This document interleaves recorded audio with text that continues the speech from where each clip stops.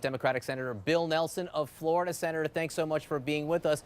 It looks like Republicans cleared a major hurdle yesterday. They got this through committee. It seemed like some of those Republican senators who had been wavering have moved towards a yes vote on the tax plan.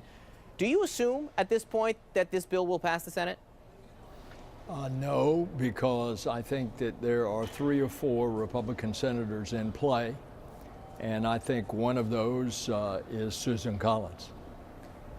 I want to talk about Susan Collins right now because let me just read you the headline in the Tampa Bay Times this morning. It says Bill Nelson could inadvertently help Republicans pass the tax bill.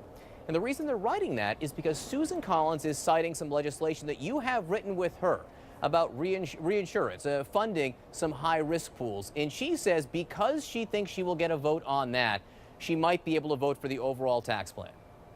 Susan and I have been working the way you're supposed to in a bipartisan manner to strengthen the current law, the Affordable Care Act. And that is one of them that she says she wants a promise that, in fact, it will get passed. That's a good thing.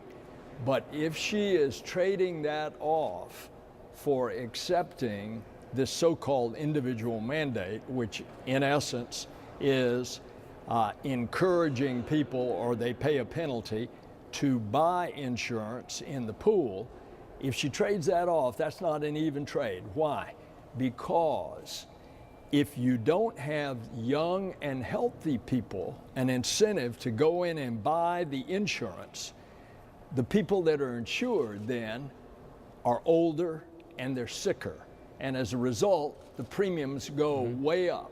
So this is the argument that I am making to Susan, a former insurance commissioner in Maine, me, a former elected insurance commissioner in Florida, that if you drive that pool down shrinking to the point at which it is older and sicker, the premiums of necessity go through the roof. And that can't be offset by all these other good things that Susan and I are doing in our bipartisan legislation. You're making that argument to her. All I'm saying is she now says she is optimistic, more optimistic she will be able to vote for the overall plan because of this bill you were working on with her. Also, the Alexander Murray bill, which she says might get a vote as well. I want to ask you about the meeting that did not take place yesterday. The Minority Leader Chuck Schumer, Senate Minority Leader, and House Minority Leader Nancy Pelosi skipped a meeting with the president because he mean-tweeted them. Essentially. Do you think that was the right call, not showing up? Well, look, didn't you learn years ago that the way to have friends and influence people is to be kind, respectful, reach out to them, don't be a know-it-all? Isn't that the way to engender people to come together in bipartisan consensus? I learned that. That wasn't Absolutely. The atmosphere set by the White House. Look, I absolutely learned that. I hope we all did. But I also learned, 2 wrongs don't make a right. I'm not sure both or which one applies here.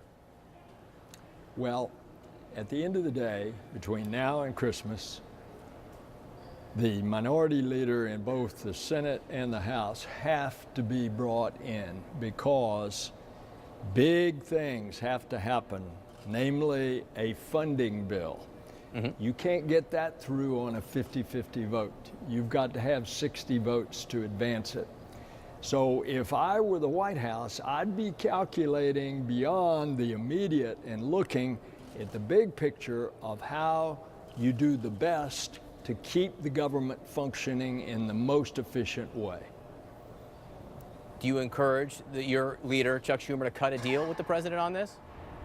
Eventually, it will have to be to keep the government open.